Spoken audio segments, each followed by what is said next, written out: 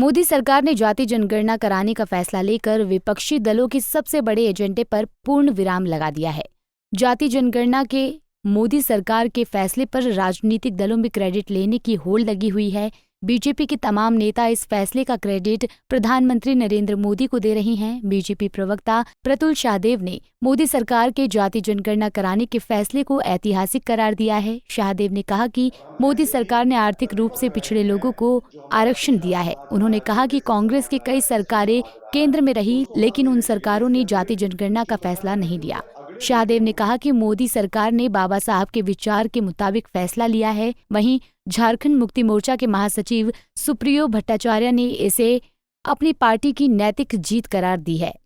हालांकि उन्होंने कहा कि जाति जनगणना के कॉलम में सरना धर्म कोड को भी शामिल किया जाए। आज भारत सरकार के CCPA मतलब cabinet committee on political affairs ने एक निर्णय लिया है।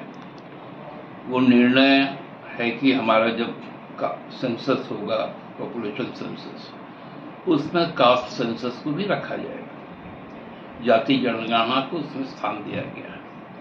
ये बहुत स्वागतीय कदम है। पिछले 10 वर्षों से हमारी पार्टी, हम लोगों ने, जो भी भाजपा के विपक्ष के लोग हैं, उन्होंने इस बात को कहा और करने का भी काम किया, चाहे वो बिहार हो, कर्नाटका हो, तेलंगाना हो।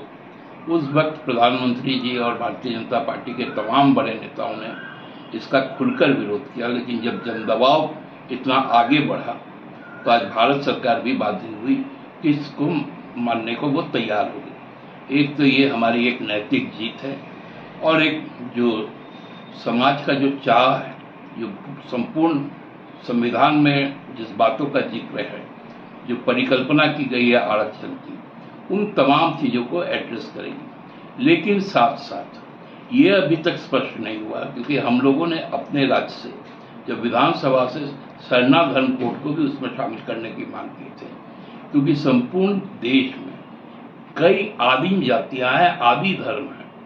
चाहे वो हमारा झारखंड का सरना धर्म हो, चाहे छत्तीसगढ़ के आदिवासियों का हो, चाहे आपको महाराष्ट्र के हो, जो विदर्भ के इलाके के लोग हैं, औरंगाबाद के इलाके के लोग हैं, मराठवाड़ा के, साथ साथ उड़ीसा है, पश्चिम बंगाल है, आसाम है, पूर्वोत्तर राज्य है, गुजरात है। इन तमाम राज्यों में जो आदिम जनजातियां हैं, उनके भी धर्म को भी उसमें शामिल किया जाए। एक आधा अधूरा प्रयास होगा केवल यदि जाति को जोड़ा जाए। मोदी सरकार को इस बात का क्रेडिट जरूर जाएगा कि उन्होंने जाति जनगणना करवाने का एक ऐतिहासिक फैसला लिया है। इससे समाज में जातियों की संख्या और उनकी आर्थिक स्थिति का पता चल पाएगा। भविष्य में सरकार इन आंकड़ों के आधार पर गरीब लोगों के लिए अलग से बजट बनाएगी। पंजाब केसरी टीवी के लिए रांची से आशुतोष सिन्हा की रिपोर्ट। हमसे जुड़े रहने के लिए हमारे YouTube चैनल को सब्सक्राइब करें और नई वीडियो की नोटिफिकेशन के लिए बेल आइकॉन को दबाएं।